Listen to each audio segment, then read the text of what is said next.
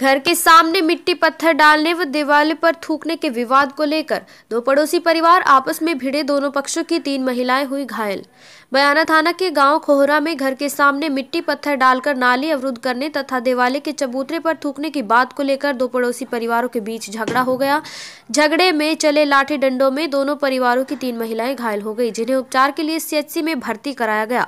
घटना को लेकर दोनों पक्षों की ओर से एक दूसरे के खिलाफ थाने में क्रॉस केस दर्ज कराए गए हैं। पुलिस के अनुसार खोहरा गांव में मंगलवार को मुकुट धाकड़ व रमेश धाकड़ दोनों पक्षों के बीच झगड़ा हो गया।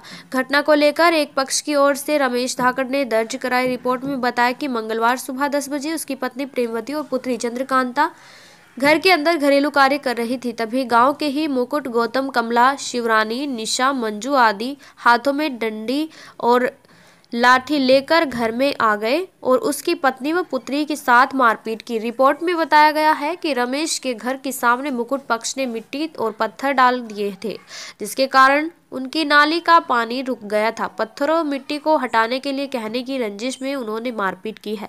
इसी तरह दूसरे पक्ष की ओर से कमला पत्नी मुकुट धाकड़ ने दर्ज कराई रिपोर्ट में बताया कि मंगलवार सुबह करीब 8 बजे वह अपने घर में बैठी हुई थी।